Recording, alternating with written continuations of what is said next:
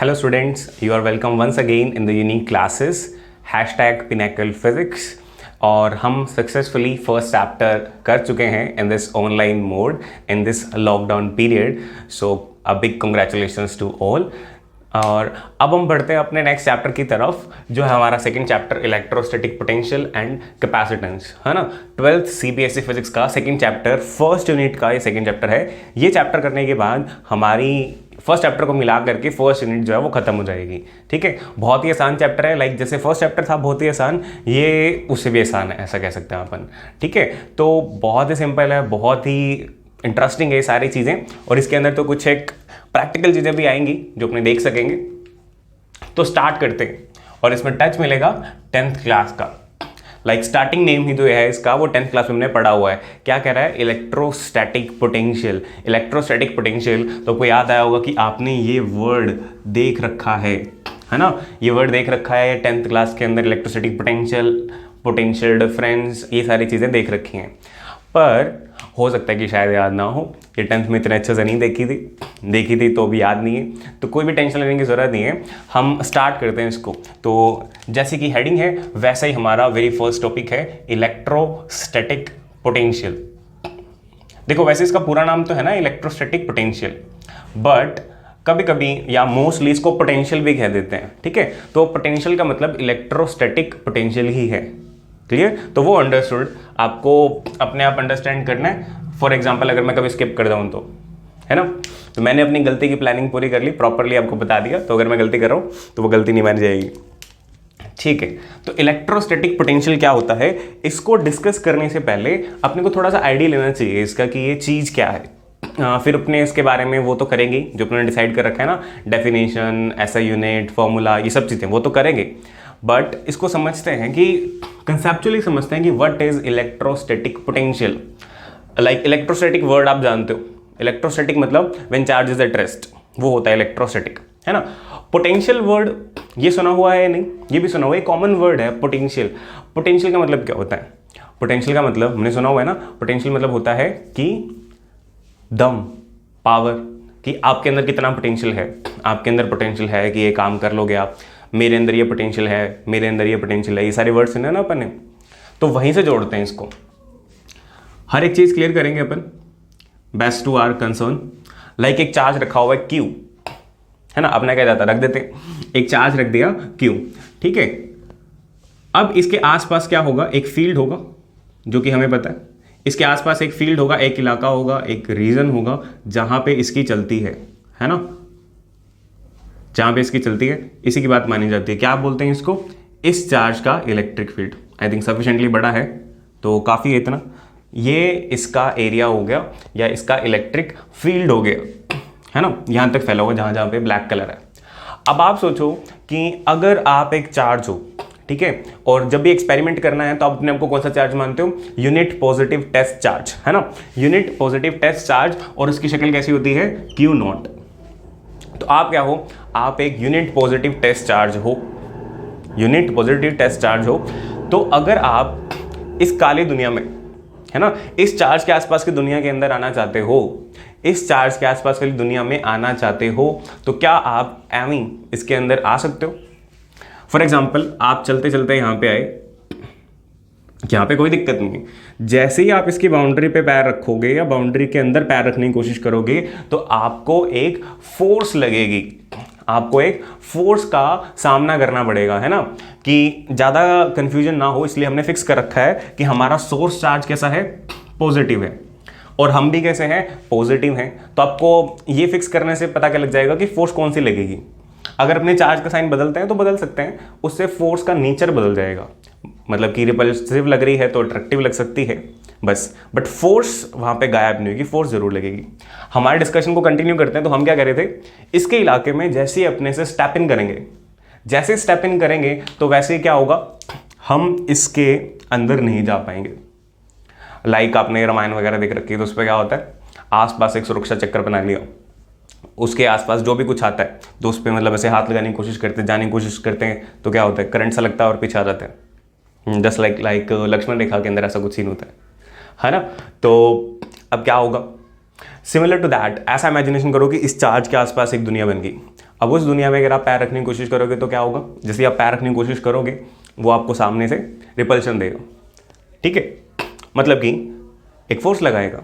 तो अगर आपको वहाँ खड़े होना है तो आप कैसे खड़े हो सकते हो, अगर आप वहाँ पे खड़े होना चाहते हो तो आपको कुछ एक फोर्स लगानी पड़ेगी, आपके पास कुछ आपको वर्क करना पड़ेगा, है ना, कुछ आपके पास कुछ दम होना चाहिए, सिंपल लैंग्वेज में कहें तो, या कहें तो आपके पास कुछ पोटेंशियल होना चाहिए, तभी आप इसके फील्ड के अंदर खड़े रह सकते हो। अदरवाइज ये आपको पीछे की तरफ पुश करता रहेगा। अगर आपको स्टैंड स्टिल करना है वहाँ पे तो आपके पास दम होना चाहिए।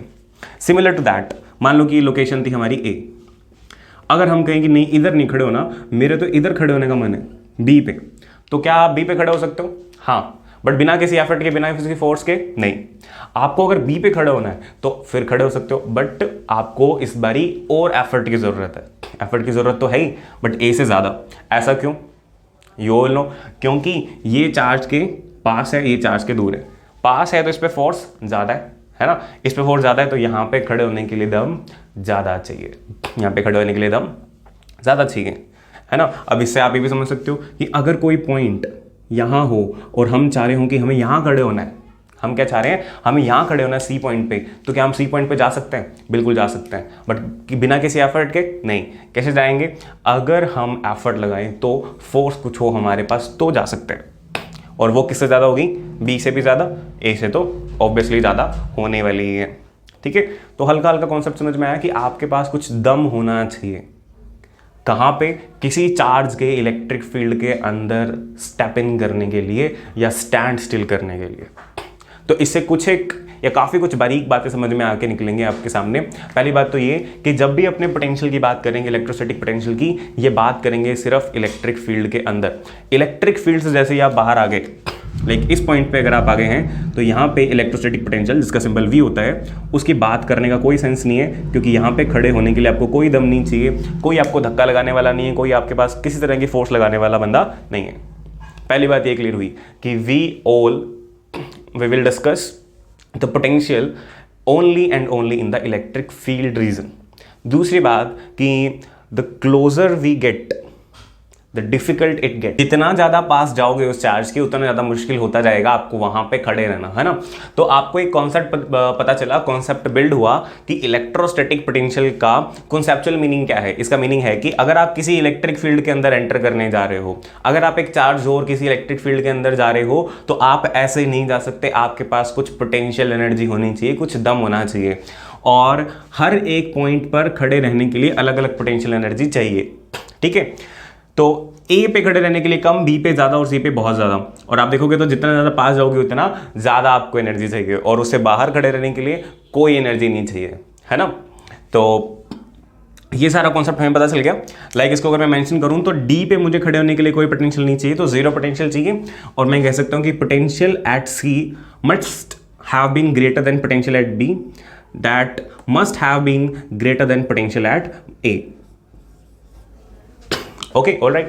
तो ये चीज हम इसकी डिस्कशन से पहले ही बता सकते हैं, और कोई ज़्यादा टेंशन वाली बात नहीं। ये सारी बातें 10th लेवल की हैं, 10th क्लास के अंदर भी ऐसे डिस्कस करते हैं, ऐसे ही डिस्कस करा था, करा होगा, और नहीं भी करा तो देखो आदत है मैं बोल देता हूँ कि ऐसे है, तो इस पर पैनिक नहीं करना, टेंशन नहीं लेने की। भी 10th में करा था तो 10th में हमें अगर याद नहीं है तो क्या करेंगे, याद है तो बहुत ज़्यादा अच्छी बात, और अगर याद नहीं है तो उससे भी अच्छी बात, ठीक है। फ्रेशली पढ़ लेंगे हम सब कुछ। अब बात करते हैं इसकी ऑफिशियल डेफिनेशन की, ठीक है।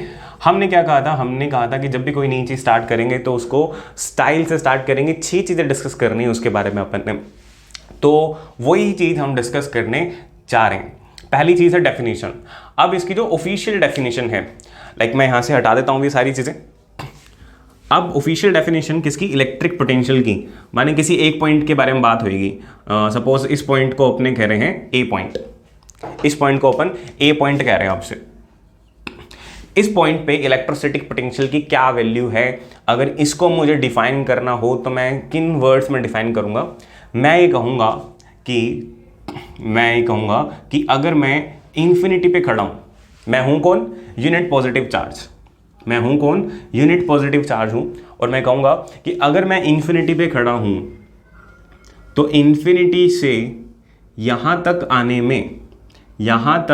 आने में जितना वर्क करना पड़ता है, जितना वर्क करना पड़ता है, लाइक WA वर्क करना पड़ता है, तो work per unit charge is the potential at point A.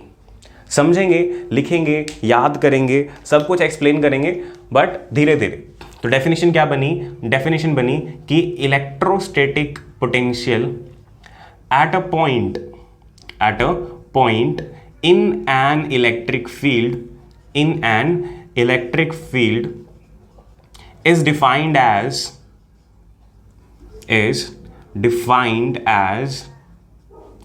work done to take a unit positive test charge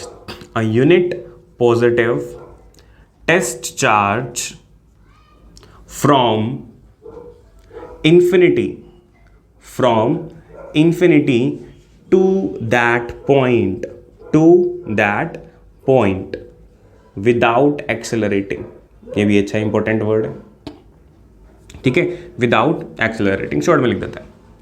ठीक है जी, अब इसको समझो कि ये इसकी डेफिनेशन होगी, हमने पढ़ी हुई, हमें याद भी आ गई होगी कि हमें अगर किसी पॉइंट पे पोटेंशियल चाहिए होता है तो क्या करते हैं, हम इन्फिनिटी से उठा करके एक चार्ज को वहां पे ले आते हैं और जितना वर्क डन करना पड़ता है पर यूनिट चार्ज, माने VA क्या होगा, work done from infinity to A upon magnitude of the charge, that is Q naught, है ना। अगर हम इसके अंदर क्या करते हैं, इसके अंदर अगर मैं थोड़ा बड़ा बनाता हूँ स्क्वायर को, अगर मैं इसके अंदर Q नोट की वैल्यू को 0 कर दूं, सॉरी 0 नहीं 1 कर दूं, 1 गुलाम, है ना, +1 गुलाम कर दूं, तो VA जो है वो WA के बराबर ही आ जाएगा।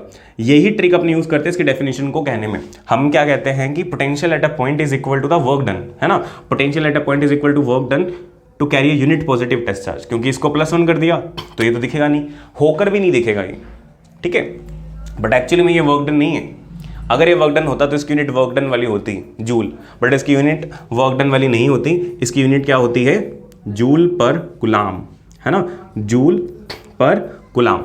या फिर आपको पता है कि इसकी यूनिट को अपन कहते हैं वोल्ट, या फिर इसको रिप्रेजेंट कर सकते हैं कैपिटल V के साथ, ठीक है। बट ये डेफिनेशन, हमारा काम क्या है, हमारा काम है कि हमें सिर्फ समझना, पढ़ना नहीं है, समझना भी है, ठीक है। अब ये डेफिनेशन हमें पता है, समझी हुई है, पढ़ी हुई है, सुनी हुई है, इसको थोड़ा एलैबोरेट करने की कोशिश करते हैं। इसमें कुछ एक क्वेश्चन निकल सकते हैं, लाइक जो चिंटू बैठा क्लास के अंदर, वो कई सारे क्वेश्चन पूछ सकता है कि सर इन्फिनिटी से क्यों लाए, मेरे घर से ले आते, है ना, पूछने को पूछे जा सकते हैं, बकवास सा क्वेश्चन है, बट इन्फिनिटी से क्यों लेकर के आए हैं, और इन्फिनिटी से लाए तो ये वर्क डन सा क्यों किया है, ठीक है। तो ये कुछ एक क्वेश्चन है जो हमें पूछने चाहिए, या खुद भी आंसर ढूंढ सकते हैं इन सब चीज़ों का, बट मैं आपको एलैबोरेट करता हूँ। मेरे से तो चिंटू ने पूछ लिया कि सर इन्फिनिटी से क्यों लाए हैं, तो इन्फिनिटी से इसलिए लाए हैं, देखो मैंने आपको क्या कहा, आपको ये कहा था कि इस पॉइंट पर पोटेंशियल अगर निकालना है तो इस पॉइंट पे पोटेंशियल निकालने का मतलब है कि यहाँ पे किसी चार्ज को खड़े होने के लिए कितना दम चाहिए, कितनी पोटेंशियल एनर्जी चाहिए, उसका मेजर, उसकी वैल्यू, उसकी अमाउंट निकालनी है आपको, ये उसका मतलब है ना। बट अब अगर आपको यहाँ पे आना है, ठीक है, यहाँ पे आना है, तो आपको कितना वर्क करना पड़ेगा, वो कैसे निकालते हो आप याद करो 9th क्लास, आप याद करो 11th क्लास। अब क्या याद करना है, आप याद करो कि जहां आपको पोटेंशियल एनर्जी निकालनी होती थी, ग्रेविटेशनल पोटेंशियल एनर्जी, है ना, आपने निकाली है mgh निकाली है ना, कि पोटेंशियल एनर्जी निकालते हो आप mgh। कैसे निकालते हो, आप निकालते हो कि जब एक ब्लॉक जो है वो ग्राउंड पे रखा हुआ है, ग्राउंड से लेकर के आप उसको एक हाइट h पर लेकर के जाते हो, और फिर आप वर्क डन निकालते हो कि कितना वर्क किया गया ऊपर जाने के लिए, और फिर उस वर्क के बाद एक छोटी सी लाइन कहते हो कि this work done get stored in the body in the form of potential energy, है ना। ये सारी चीज़ हमें पता, बहुत ही आसान एक्सप्रेशन था, शायद पेपर में भी आया हो, आपने किया हो।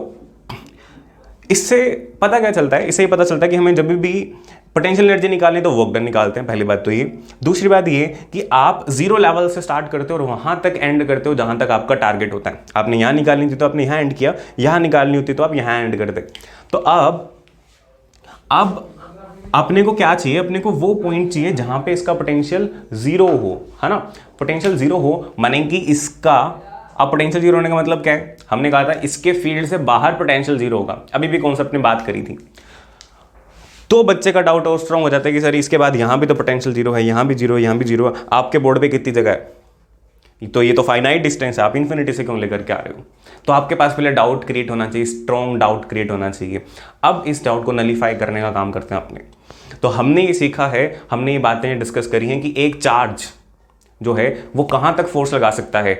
हमने ये 11th क्लास के अंदर भी कॉन्सेप्ट सीखा है कि हमारे यूनिवर्स के अंदर 4 तरह की फंडामेंटल फोर्सेज हैं। ग्रेविटेशनल फोर्स, इलेक्ट्रोमैग्नेटिक फोर्स, है ना, जिसको इलेक्ट्रोस्टैटिक भी कह रहे हैं आपने, बट इलेक्ट्रोमैग्नेटिक है, और वीक न्यूक्लियर फोर्स और स्ट्रॉन्ग न्यूक्लियर फोर्स।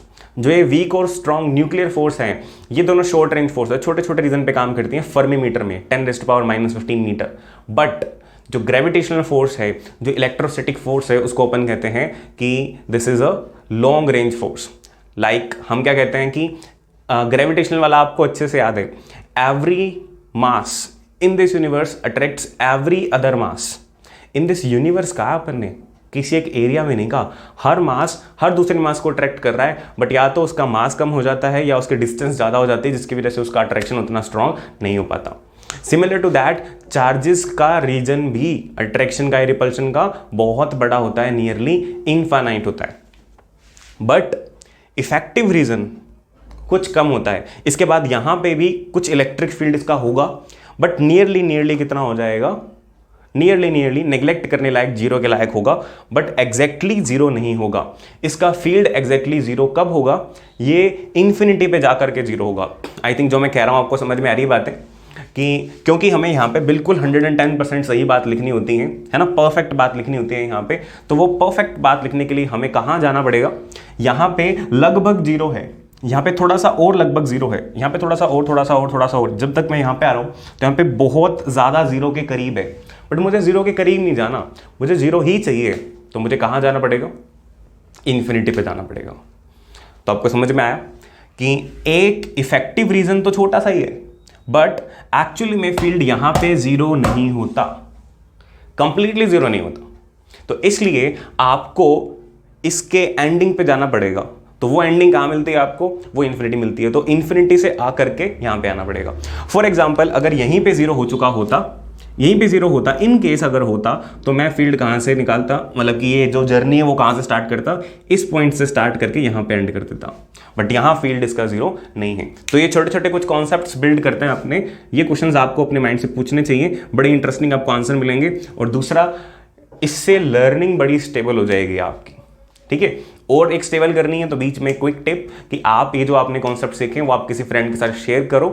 शेयरिंग से हमारी जो लर्निंग है वो बड़ी स्ट्रांग हो जाती है, ठीक है। हमने डेफिनेशन कर ली, कॉन्सेप्ट हमने बड़े अच्छे से कर लिया, हमने डेफिनेशन कर ली नंबर 1, हमने फॉर्मूला कर लिया नंबर 2, हमने एसआई यूनिट कर ली नंबर 3। नंबर 4 की बारी है किसकी, 1 एसआई यूनिट, 1 एसआई यूनिट को डिफाइन करने की, और फिर उसके बाद स्केलर वेक्टर या डायमेंशंस। तो पहले ऐसा करते हैं, स्केलर वेक्टर की बात कर लेते हैं। तो ये क्वांटिटी स्केलर है या वेक्टर है, चार्ज तो स्केलर है, इस पर तो कोई आपको शंका ही नहीं है। अब वर्क डन स्केलर होता है वेक्टर होता है, वर्क डन का आपका बेसिकली फॉर्मूला पता है कि फोर्स इनटू डिस्प्लेसमेंट, है ना, फोर्स डॉट प्रोडक्ट होता है डिस्प्लेसमेंट के साथ। तो ये वेक्टर, बट दो वेक्टर का डॉट प्रोडक्ट क्या होता है, स्केलर। तो ये भी स्केलर, ये भी स्केलर, स्केलर अपॉन स्केलर, ये क्वांटिटी बनेगी स्केलर क्वांटिटी, ठीक है। ये डिस्कशन भी खत्म। फिर आएंगे इसके डायमेंशंस। तो डायमेंशंस आप कैसे याद रखोगे, कैसे आपको पता होंगे, तो देखो कि इसके डायमेंशन निकालने के लिए वर्क डन क्या है, पोटेंशियल क्या है, work done per unit charge, ठीक है। वर्क डन क्या होता है, फोर्स इनटू डिस्प्लेसमेंट, और चार्ज क्या होता है, चार्ज होता है करंट इनटू टाइम, क्योंकि करंट क्या होता है, चार्ज अपॉन टाइम। तो फोर्स के डायमेंशन, आपको फोर्स के डायमेंशन हमेशा याद होनी चाहिए, mL/t-2, ठीक है। और s माने डिस्प्लेसमेंट, डिस्प्लेसमेंट मतलब की लेंथ, करंट माने एम्पियर, और t माने time.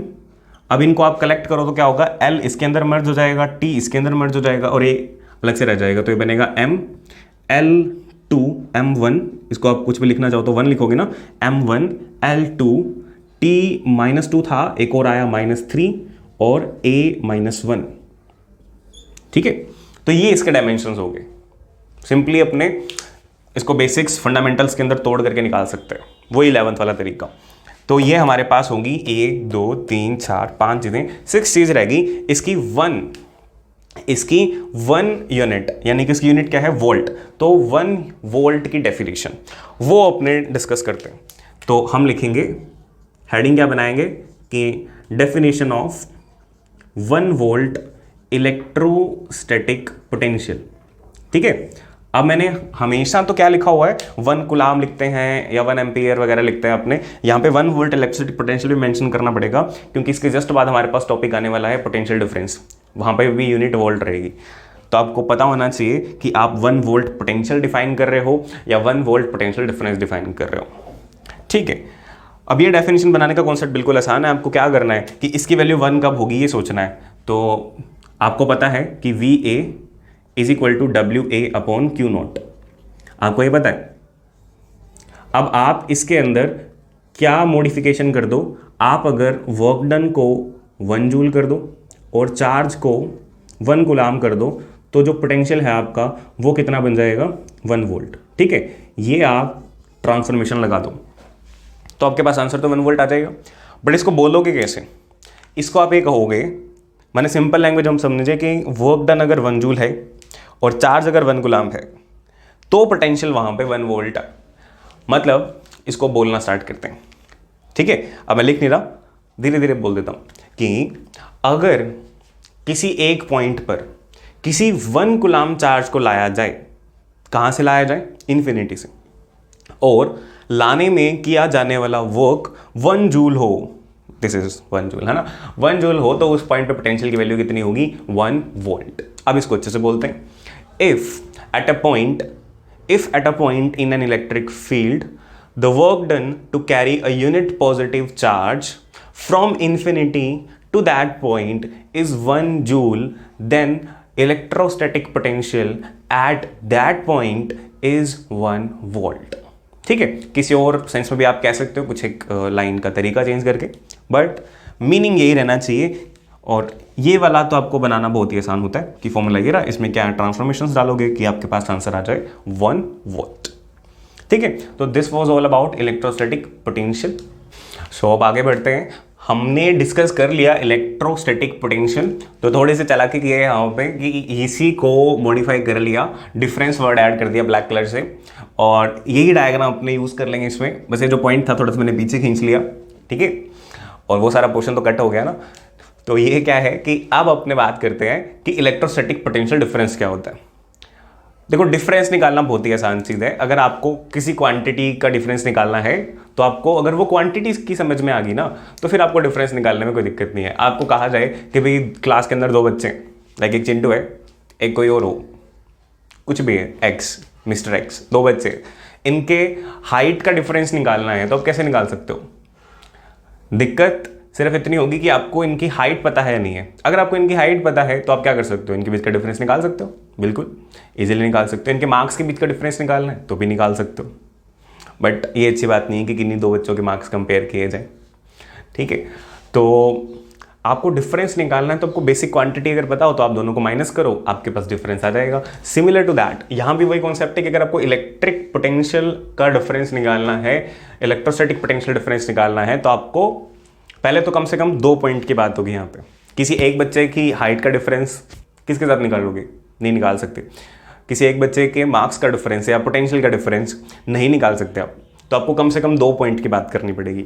Like this is the point A और कोई और पॉइंट है हमारे पास पॉइंट बी। ठीक है, अब आपको पता करना है कि इन दोनों के बीच में पोटेंशियल डिफरेंस कितना है। तो आप इसका कॉन्सेप्ट समझो। पहले तो आपको ये पता करना है कि अगर आप ए से अपग्रेड होकर बी पर जाओगे तो आपको कितना एक्स्ट्रा खर्चा आएगा। ठीक है, आपको बताया था ना ये सिस्टम कैसा है। ये शहर जैसा सिस्टम ही है कि शहर के अंदर ये शहर का सेंटर है, तो शहर के सेंटर में अगर आपको रहना है ना, वहाँ पे आपको अगर बिल्डिंग लेनी है तो आपको काफ़ी ज़्यादा खर्चा देना पड़ता है, काफ़ी ज़्यादा एक्सपेंस उठाना पड़ता है। और जितना दूर जाओगे, आसपास की कॉलोनीज में जाओगे, बिल्कुल लास्ट में जाओगे शहरों में, तो कोई बहुत ज़्यादा खर्चा नहीं आता है, बट बहुत ज़्यादा नहीं आता है ना। तो अगर आपको इस लोकेशन से अपग्रेड होके यहाँ जाना है, ध्यान देना, अगर मैं इधर से इधर आ रहा हूँ तो मैं डाउनग्रेड बोलूंगा, इधर से इधर अपग्रेड होकर के जाना होगा तो कितना ज़्यादा एक्स्ट्रा एक्सपेंस देना होगा। तो पोटेंशियल डिफरेंस का मतलब ये है, पहले कॉन्सेप्ट क्लियर करो। ठीक है, और अगर आप इधर बैठे हो और आप इधर से इधर डाउनग्रेड होते हो तो कितना एक्सपेंस आपके पास प्लस में आ जाएगा। क्लियर, क्योंकि यहाँ से यहाँ पे आओगे तो आपकी पोटेंशियल एनर्जी क्या होगी, बढ़ जाएगी ना। यहाँ से यहाँ जाओगे तो घट जाएगी, क्योंकि वो चली जाएगी, या बैलेंस कर दो, आपका बैंक बैलेंस इधर से इधर आओगे तो बढ़ जाएगा, डाउनग्रेड होगे तुम, और अपग्रेड होगे तो घट जाएगा। तो वो जो अमाउंट है कितनी बढ़ेगी या कितनी घटेगी, कितनी बढ़ेगी या कितनी घटेगी, वो चीज आपको पता करनी है। This is what potential difference is all about, है ना। अब आपको समझ में आ गया। तो अब आप क्या पता कर सकते हो कि भैया आप इधर वाले फ्लैट की कॉस्ट पता कर लो, इधर वाले फ्लैट की कॉस्ट पता कर लो और माइनस कर दो। ठीक है, आपने सारे वो प्रॉपर्टी डीलर वाली सारी बातें यूज़ करने स्टार्ट कर दी। बात कर रहे थे फिजिक्स की, तो फिजिक्स की टर्मिनोलॉजी यूज़ करते हैं आपने कि आप जनरली क्या कर सकते हो, बिल्कुल सिंपल तरीका कि आप इधर पोटेंशियल की वैल्यू कैलकुलेट कर लो, आप इधर कैलकुलेट कर लो, और जस्ट एक डिफरेंस ले लो दोनों के बीच का। अब उसके लिए क्या करना पड़ेगा आपको, जैसे इन्फिनिटी से पहले यहां तक का खर्चा देखना पड़ेगा, है ना, फिर इन्फिनिटी से यहां तक का खर्चा देखना पड़ेगा। इससे क्या होगा, इससे ए की जो वैल्यू है वो आएगी, नेवर माइंड, उससे बी की वैल्यू आएगी सिमिलरली, है ना। और फिर आपको अगर पोटेंशियल डिफरेंस निकालना है ए और बी के बीच का, तो आप क्या करोगे, V A minus V B ये करोगे, और ये क्या बन जाएगा, this will become W A upon Q naught minus W B upon Q naught. माने क्यू नॉट तो नीचे से एलसीएम कॉमन आ जाएगा, बचेगा क्या, W A minus W B, है ना। आप तो वही हो ना, आप वही हो, ए पे आपने घर लिया था, बी पे भी आप ही घर लेना चाह रहे हो। ये भी ध्यान रखना, ऐसा नहीं कि आप कुछ और रूप लेकर के वहां चले जाओगे, चार्ज सेम रहेगा पोटेंशियल डिफरेंस के टाइम पे। ठीक है, छोटी छोटी बारीकियां। ओके, अब देखो इसी कॉन्सेप्ट से हमें एक हेल्प मिल रही है क्या, कि आप ऐसा क्यों करो कि आप एक बार वर्क डन निकालो इन्फिनिटी से ए तक का, फिर आप इन्फिनिटी से बी तक का निकालो। आप डायरेक्टली ए से बी तक का क्यों नहीं निकाल सकते, क्योंकि अगर आप ए से बी तक का निकालोगे तो भी तो यही वैल्यू मिलेगी, समझे। क्योंकि सारा सिस्टम कैसा है, कंजर्वेटिव सिस्टम है। आप कोई सा भी रास्ता लेकर के आओ, कंजर्वेटिव का मतलब पता है ना आपको, आप कोई सा भी रास्ता लेकर के आओ एक पॉइंट से दूसरे पॉइंट तक जाने का, आपको उतना ही वर्क करना पड़ेगा हर रास्ते के अंदर। ये कंजर्वेटिव का तरीका है ना, रूल है। तो यहां से आप जब यहां जाओगे, फिर आप यहां से लेकर के यहां जाओगे, तो आपको सपोज यहां तक जाने में 10 जूल काम करना पड़ा, और इस ब्लू वाले में 15 जूल काम करना पड़ा, तो ऑटोमेटिकली अगर यहां पे आकर के यहां जाओगे तो आपको 5 जूल एक्स्ट्रा काम करना पड़ेगा, समझे। तो आप ये 5 जूल की कैलकुलेशन कैसे कर सकते हो, या तो पहले 10 करो, फिर आप 15 करो, और 15 माइनस 10 करके 5 निकालो, या फिर इसको आप 0 मान लो, और यहां से ही आप अपनी जर्नी को स्टार्ट करें और यहां चले जाएं। ठीक है, और ये अपनी मर्जी से कुछ भी रास्ता बना रहे हैं ना अपने, ये तभी बना सकते हैं जब कंजर्वेटिव फोर्सेज हैं, कि कंजर्वेटिव फोर्स में कोई भी आप रास्ता लो, अगर आपका इनिशियल पॉइंट और फाइनल पॉइंट फिक्स है तो आपका वर्क डन सेम रहेगा, समझे आप बात। तो इस फील्ड को अपने थोड़ा थोड़ा मिटा रहे हैं, डिस्ट्रॉय नहीं कर रहे, फील्ड है यहाँ पे, बट हमें थोड़ा समझाने में ईजीनेस देगा ये, और समझने में भी। देखो, तो अल्टरनेट क्या है इसका अल्टरनेट है ये कि आप इसको लिख देते हैं, पहले इस तरह से लिख लें, ठीक है, सिंपल सी बात। तो ये अब इसकी डेफिनेशन क्या बन जाएगी, अब इसमें बहुत आसान हो जाएगा काम हमारे लिए। इसकी डेफिनेशन क्या बनेगी, the potential difference between 2 points in an electric field is equals to work done to move a unit positive test charge from one point to another। कैसे, देखो डेफिनेशन समझाने के लिए अपने वापस से क्या ट्रिक चलते हैं, ये ट्रिक चलते हैं कि क्यू नोट को अपने क्या कह देंगे, +1 कूलाम। अगर ये +1 कूलाम हो जाएगा तो potential difference will become equal to work done. Virtually दिख रहा है ना ये, वापस से मैं आपको बता दूं कि यहाँ पे 1 कूलाम है नीचे, बट फॉर्मूले में नहीं दिख रहा। क्यों, अगर एक्चुअली में ये इसके इक्वल होता तो इसकी यूनिट क्या हो जाती, वर्क वाली हो जाती जूल, बट जूल नहीं होती। इसकी भी यूनिट क्या बनेगी, जूल पर कुलाम, या फिर आप कह सकते हो कि वोल्ट। तो अगेन आप डेफिनेशन सुने कि अगर ये +1 हो तो यहां से यहां तक किया जाने वाला वर्क ही पोटेंशियल डिफरेंस होता है। Potential difference between any 2 points in an electric field is equal to work done to carry a unit positive charge from one point to another। अब अगर इसके एक्सप्रेशन की बात करें तो एक्सप्रेशन इसका ये ना, ये ब्लू वाला भी ले सकते हो, ये ब्लैक वाला भी ले सकते हो, है ना, कि work done minus work done. ये वर्क डन की बात करोगे तो ये भी इन्फिनिटी वाला है, ये भी इन्फिनिटी वाला है। या इसकी बात कर लो तो ये वर्क डन कहाँ से कहाँ तक है, from first point to second, जिन दोनों पॉइंट्स के बीच की बात चल रही है उनका। और ये चार्ज कौन है, ये वही चार्ज जिसको उठा करके आप जा रहे हो, ठीक है। और यूनिट इसकी सेम हमने डिस्कस कर ही ली। इसके बाद अगर अपने बात करेंगे कि स्केलर है वेक्टर है, तो वापस स्केलर का डिफरेंस स्केलर ही रहेगा। और इसका डायमेंशन, तो डायमेंशन भी सेम रहेंगे क्योंकि यूनिट सेम है। और अब बात आती है इसकी 1 यूनिट की डेफिनेशन की, जो कि अपनों ने वहाँ पे कहा था कि अगर आपको डिफाइन करना है, अगर आपको डिफाइन करना है 1 वोल्ट, तो अभी ये क्वेश्चन इनकम्प्लीट है, आधा अधूरा है। क्योंकि 1 वोल्ट क्या 1 वोल्ट डिफाइन करना है, आपके पास टारगेट पूरा होना चाहिए कि आपको 1 वोल्ट इलेक्ट्रिक पोटेंशियल डिफाइन करना है या 1 volt electric potential difference define करना है। इलेक्ट्रिक पोटेंशियल की डेफिनेशन हमने कर ली। इलेक्ट्रिक पोटेंशियल डिफरेंस की बात करते हैं कि आपको ये पता है कि potential difference between any 2 points is equal to work done between those 2 points upon the magnitude of the charge. अगर मैं इसके अंदर कुछ एक चेंजेस कर दूं, क्या चेंजेस कर दूं, देखो, अगर मैं इसको चार्ज को पहली बात तो +1 कूलाम्ब बना दूं, और जो वर्क डन है एक पॉइंट से दूसरे पॉइंट तक का, उसको 1 जूल कर दूं, तो ये भी 1 ये भी 1, तो 1/1 1, यानी कि पोटेंशियल डिफरेंस आ जाएगा 1 वोल्ट। ये भी ऐसा यूनिट, ये भी ऐसा यूनिट, तो ये भी क्या आएगी, ऐसा ही यूनिट, है ना। तो अब इसको कहने का तरीका क्या होगा, इसको कहने का तरीका ये बनेगा कि व्हेन, या फिर थोड़ा और इजी करते हैं, potential difference between 2 points in an electric field is 1 volt if 1 joule of work has to be done in carrying a unit positive charge from one point to another।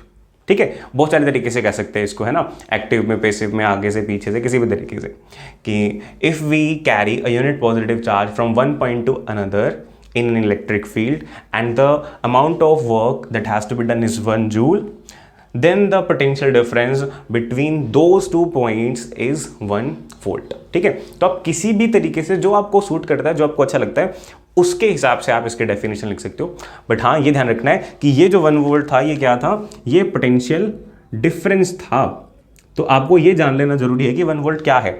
नहीं तो अगर आप बिना जाने डेफिनेशन दोगे उसकी, तो वो फिर आपको दोनों देनी पड़ेगी। अगर आपको टारगेट नहीं दे रखा और आप पूछ भी नहीं सकते, किसी से क्लियर भी नहीं कर सकते, तो आप इसके 2 ऑप्शन बनाओगे फिर कि in case of electrostatic potential it is defined as this, है ना, और second in case of potential difference it is defined as so and so. ठीक है, तो ये सारा इसका डिस्कशन था। अब अपने इसके एक्सप्रेशन पे चलेंगे, प्रॉपर एक्सप्रेशन पे, लाइक जैसे इलेक्ट्रिक फील्ड का फोर्स का एक्सप्रेशन है। सो अब चलते हैं इसके आगे कुछ डिटेल के अंदर। लाइक हमने कॉन्सेप्ट सीख लिया, बेसिक फॉर्मूला सीख लिया, बेसिक बातें कर ली। अब इसका हमें एक्सप्रेशन चाहिए। लाइक फोर्स का एक्सप्रेशन है हमारे पास, है ना, के क्यू आर, इनकी टर्म के अंदर, बेसिक प्रॉपर्टीज की टर्म के अंदर। बेसिक प्रॉपर्टी मतलब मीडियम की प्रॉपर्टी के, है ना, और चार्ज का रिप्रेजेंटेटिव क्यू, डिस्टेंस का रिप्रेजेंटेटिव आर। तो इस फॉर्म में अगर हमें पोटेंशियल की बात मिले ना, पोटेंशियल का फॉर्मूला मिले, तब बात है ना। हमने क्या कहा, work done per unit charge, work done per unit charge, यही कहा, बट इसको अब निकालते हैं उसके अंदर। ठीक है, तो पहले ऐसा करते हैं, हमने हेडिंग में लिखा है expression of electrostatic potential and electrostatic potential difference. दोनों के एक्सप्रेशन निकालने हैं, तो पहला अपने ऐसा करते हैं, डिफरेंस वाले का निकाल लेते हैं, डिफरेंस वाले से फिर पोटेंशियल वाला निकाल लेंगे, है ना। एक समझाते हो, जिसको पहले समझाया था, इसकी हेल्प लेके ये कर लिया था, आप बदला, पहले इसका निकाल लेंगे, इसकी हेल्प से ये निकाल लेंगे। क्लियर। तो अपने क्या करते हैं, अगर पोटेंशियल डिफरेंस निकालना है तो आपको इस फील्ड के अंदर 2 पॉइंट लेने पड़ेंगे। मैं ऐसा करता हूं कि यहां पे एक ऐसे लाइन ड्रॉ कर लेता हूं यहां तक, है ना, और इस पे कोई 2 पॉइंट मान लेता हूं मैं। थोड़ा सा यहां पे इस जगह को मैं साफ कर रहा हूं ताकि आपको क्लियरली दिखता रहे, है ना। फील्ड तो है यहां पे, लाइक ये हमारे पास पॉइंट हो गया ए, और ये हमारे पास, इसको ए कह देता हूं मैं, ठीक है, और इसको मैं बी कह देता हूं। कोई दिक्कत वाली बात नहीं वैसे, है ना। ए पे ज़्यादा हो गया पोटेंशियल डिफरेंस, जब लिखोगे आप तो V A minus V B आपको पॉजिटिव मैग्नीट्यूड देगा, जस्ट उस कॉन्सेप्ट से, है ना। कि अब आपके पास 2 पॉइंट हो गए, क्लियर। अब सपोज करो कि ये वाला जो है ये इससे आर ए डिस्टेंस पे है और बी जो है वो कितने डिस्टेंस पे होगा, फिर वो आर बी डिस्टेंस पे होगा। जस्ट एक कंसिडरेशन है, एजम्पशंस है, ये अपने को माननी पड़ती हैं। आपको क्या निकालना है, आपको निकालना है कि इनके बीच का पोटेंशियल डिफरेंस कितना है। तो आपको ये पता है, देखो आपको टारगेट पता चला पहले कि यहां लिखता हूं मैं टारगेट, आपको निकालना है V A B is equal to question mark, है ना। और वी ए बी आपको पता है कि वी ए बी क्या था, आपको ये पता है कि V A B W A B upon Q naught है ना। आपको एक चार्ज को उठा करके यहां से यहां लेकर आना है, आपको चार्ज को क्यू नोट चार्ज को बी से ए पर लेकर के आना है, तब आपको पता चलेगा कि कितना पोटेंशियल में इंक्रीज आएगा, कितना बैंक बैलेंस आपका खाली होने वाला है ना, क्योंकि महंगी जगह पे जा रहे हो। अब उसके लिए आपको वर्क डन निकालना है, ठीक है। और आपको ये पता है कि वर्क डन कैसे निकाला जा सकता है, ठीक है। तो ये आपका पहला टारगेट बन गया। ओके, अब इससे पहले पहले थोड़ी सी एजम्पशंस आपको लिखनी पड़ेंगी, जो कि अपने यहाँ पे ऐसे डिजाइन सा बना देते हैं और डिस्कस कर लेते हैं कि आप कहोगे क्या, आप लिखोगे क्या। आप लिखोगे कि let us consider a source charge Q and consider 2 points A and B in the electric field. Now we consider the charge Q naught at B and now we are calculating work done to carry this charge from B to A. आपको B से A तक आने के लिए, B से A तक आने के लिए आपको वर्क डन निकालना है। तो आपको ध्यान होगा कि वर्क डन क्या होता है, आपको पता है कि वेक्टर नहीं होता ये, work done is equal to force into displacement या F vector dot S vector, ये होता है। अब आप ये देखो कि मैं इस डायग्राम को ना थोड़ा सा यहाँ बाहर निकाल करके बनाऊं तो ये क्लियर हो जाएगा थोड़ा और अच्छे से, कि लाइक आप यहाँ खड़े हो बी पे और ये जो पॉइंट है ये ए है, ठीक है, और ये जो चार्ज है दिस इज चार्ज क्यू। अब आपको यहाँ से लेकर के, इधर से लेकर के जर्नी यहाँ तक एंड करनी है, तो यहाँ से यहाँ तक आपकी जर्नी आएगी। क्लियर, यहाँ से स्टार्ट है और यहाँ से खत्म है। तो आप क्या करो, पहले एक आपको इतना बड़ा डिस्टेंस निकालना है, ये टोटल डिस्टेंस निकालना है। तो आप क्या कर सकते हो, आप एक छोटा सा डिस्टेंस कवर करने के लिए वर्क निकाल लो और फिर उस डिस्टेंस को आप इंटीग्रेट कर देना, है ना, विद इन लिमिट्स, कि आप उसका एक एंड बी पे छोड़ देना और एक एंड ए पे छोड़ देना। क्लियर। और ये आप जर्नी स्टार्ट कहाँ से करोगे, सपोज यहाँ से स्टार्ट कर लेते हैं, इस पॉइंट से। इस पॉइंट को मैं कह देता हूँ P। अब इसका डिस्टेंस आर ए है, इसका आर बी है, तो इसका कोई रैंडम डिस्टेंस मान लेते हैं और इस पॉइंट का डिस्टेंस मैंने मान लिया सपोज x। तो समझ में आपको क्या कह रहा हूँ मैं, आपको ये बता रहा हूँ कि आपने एक पॉइंट मान लिया P जो कि x डिस्टेंस पे है और वो कहाँ लाई कर रहा है, A और B के बीच में। अब आप इस पॉइंट P पे खड़े हो, है ना, आप हो कौन, क्यू नोट, ये भूलना नहीं है, आप क्यू नोट चार्ज हो और आप अगर छोटा सा डिस्टेंस कवर करते हो तो आपको कितना वर्क करना पड़ेगा, ठीक है। तो वी नो दैट, ये हमें पता है, ये आप दिमाग में भी रख सकते हो। फिर उसके बाद हम कहेंगे कि let us consider a point P at a distance x। अभी x आपको पता चलेगा कि this x will be greater than R A and less than R B. इस x पे कंडीशन होगी ना, x जो है वो ग्रेटर देन आर ए होगा बट ये x at the same time less than R B होगा, तभी उनके बीच में लाई करेगा। Let us consider a point P at a distance x, उसमें आप लिख सकते हो x greater than this and less than this, ठीक है। ओके, ये लिख दोगे। फिर आप लिखोगे now small work done to carry this charge by a distance dx। तो dw छोटा सा जो वर्क डन आएगा वो क्या आएगा, फोर्स टाइम्स छोटा सा डिस्प्लेसमेंट। अब आपको देखो ये डॉट अगर हटाना है तो आपको फोर्स और डिस्प्लेसमेंट के बीच में एंगल चाहिए और उस एंगल का आप क्या करते हो, इसका मैग्नीट्यूड लेते हो, इसका मैग्नीट्यूड लेते हो और फिर लिख देते हो cos of theta. And what is theta here, theta is the angle between F and dx। अब आप देखो आपके पास dx किस तरफ है, आपके पास dx इस डायरेक्शन में है, ये डायरेक्शन है dx की।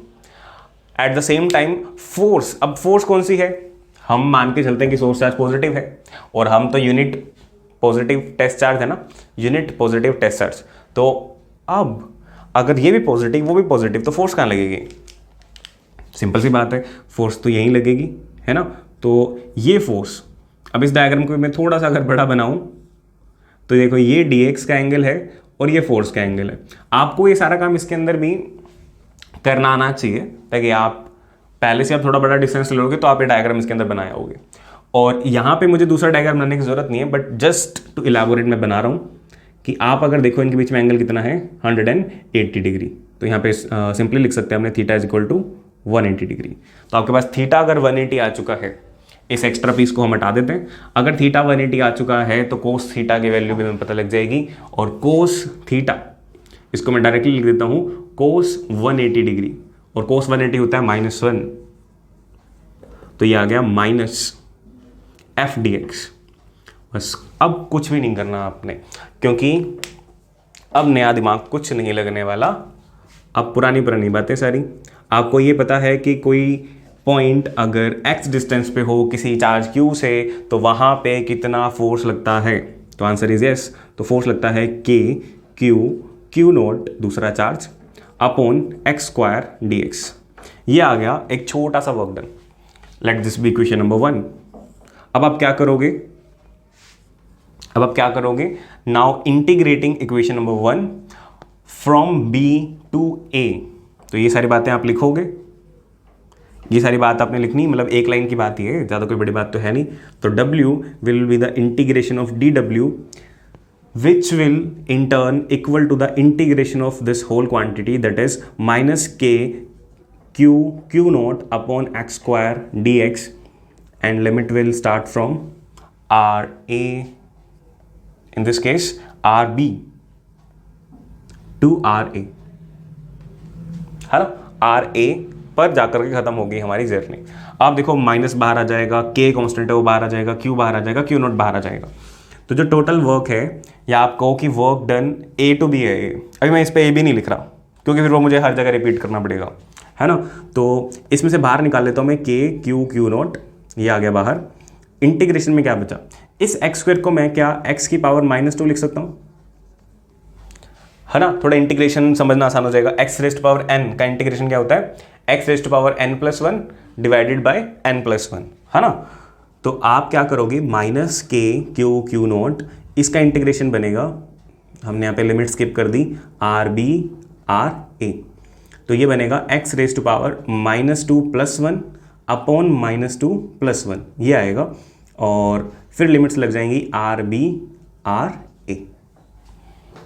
ठीक है, तो ये हमारे पास लिमिट्स लगेंगी। जगह क्रिएट करते हैं, ठीक है। तो हमारे पास आंसर आया w is equals to minus, as it is पड़ा है k q नॉट। आप ये देखो -2+1 क्या होएगा, -1, और -1 निकल करके बाहर आएगा तो इस माइनस को कर देगा वो प्लस। ये बनेगा x रेस्ट पावर -2+1, यानी कि x रेस्ट पावर -1, और x रेस्ट पावर -1 मतलब 1/x, और इसकी लिमिट क्या बनी, r b r a, ये अपर लिमिट है।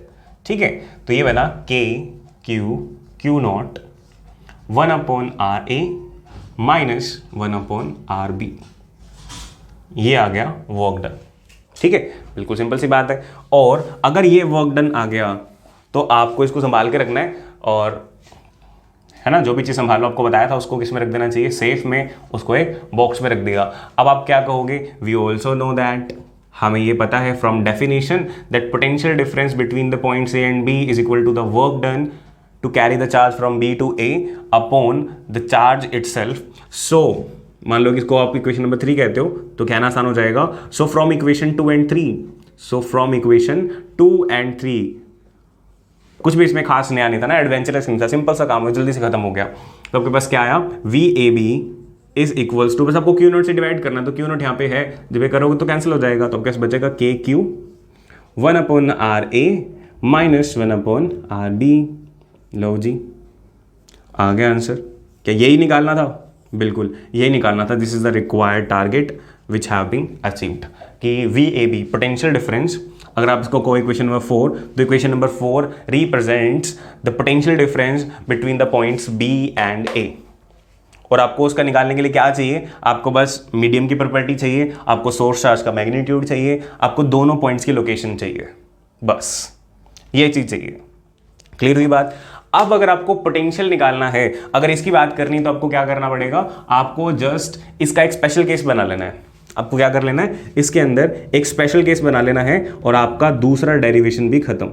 स्पेशल केस के अंदर क्या करोगे, क्यों करोगे, क्योंकि आपको पता है कि पोटेंशियल और पोटेंशियल डिफरेंस में फर्क क्या है। पोटेंशियल डिफरेंस में दोनों पॉइंट फाइनाइट होते हैं, है ना, और पोटेंशियल में इंफिनिटी से फाइनाइट पे आते हैं। इट मींस अगर आपका ये पॉइंट, आपकी जर्नी जो बी है वो बी किसी फाइनाइट डिस्टेंस से ना स्टार्ट होकर के किसी इनफाइनाइट पॉइंट से स्टार्ट हुई होती, मतलब if this would have been the B, or we can say if RB would have been infinity, if RB would have been infinity, अगर हमारा सोर्स पॉइंट इंफिनिटी पे होता तो जहां पे हम पहुंचे हैं वो वर्क डन इंफिनिटी वाला वर्क डन हो जाता और वो पोटेंशियल डिफरेंस ना होकर के पोटेंशियल हो जाता। If RB is equal to infinity then VAB is equal to VA। ठीक है, सो फ्रॉम इक्वेशन, यहीं लिख देता हूं मैं, सो फ्रॉम इक्वेशन 4 से आप क्या करो, बस ये दो चेंजेस इसके अंदर कर दो, आपके पास आंसर तैयार है। VAB की जगह मैंने रखना है VA, K की जगह K, Q की जगह Q, कुछ नहीं छेड़ना इनको भाई, RA की जगह RA माइनस 1/infinity। 1/infinity क्या होता है, 0, तो समथिंग माइनस 0 समथिंग, तो वही समथिंग को हम यहां पे नीचे लिख देते हैं KQ/RA।